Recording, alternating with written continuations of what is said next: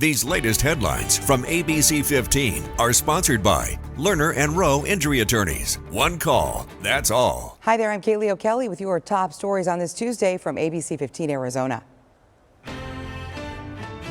No one behind me knows if they are getting paid tomorrow. Not one of them.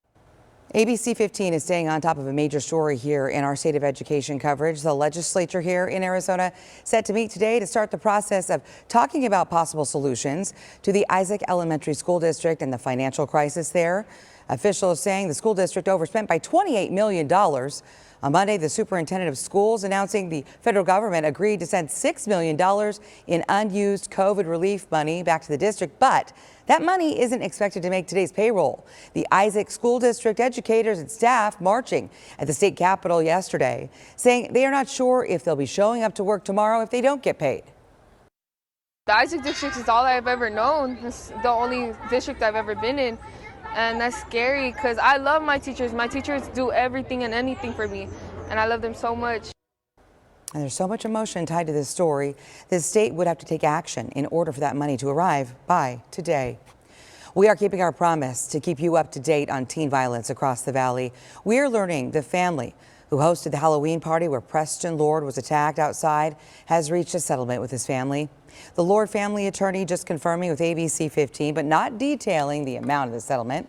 Originally, Queen Creek police recommended misdemeanor criminal charges, but those were turned down by the county attorney's office.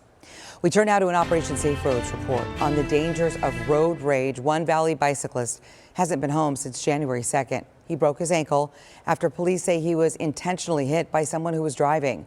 Our Adam Klepp speaking to the man outside of his rehab facility just before a second surgery, as the community is now rallying to help him.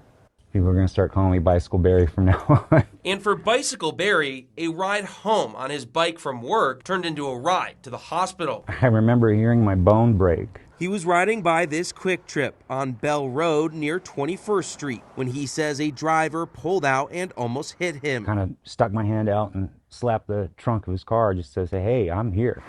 As Barry continued down Bell Road, he says the driver followed. He kept speeding up and slowing down. He wanted me to know that he was following me. And as soon as I entered 21st Street, that's when he gunned it and hit me.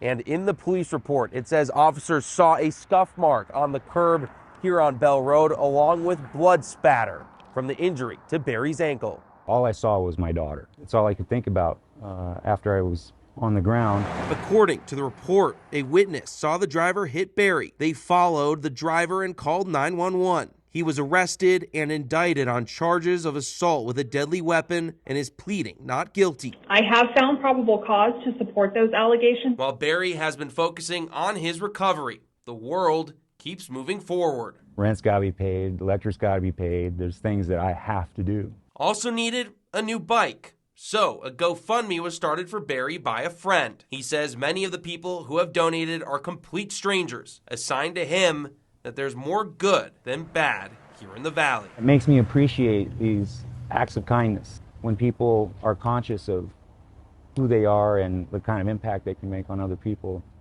So when I see it happen to me like this in a very direct way from absolute strangers, it's reassuring. It's very reassuring. If you'd like to help Barry get his bike back, a link to that fundraiser is on ABC15.com. Reporting for Operation Safe Roads, I'm Adam Klepp.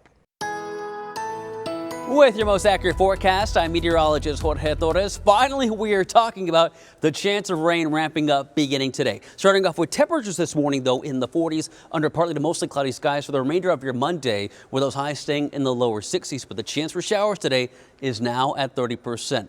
Across northern Arizona, much colder today with highs only in the mid-30s for areas like Flagstaff, 40s along the rim and toward the White Mountains as well, and generally in the 50s and 60s across the lower deserts. But winter weather alerts begin today and last through at least tomorrow afternoon.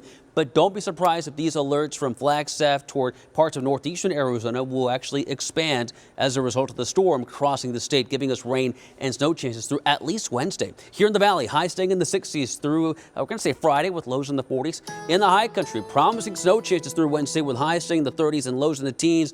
But then we dry things out by Thursday, and we are back in the 50s in Flagstaff by the weekend. And for the latest headlines, weather, and traffic, head to abc15.com or download our free ABC15 mobile app. Make it a day.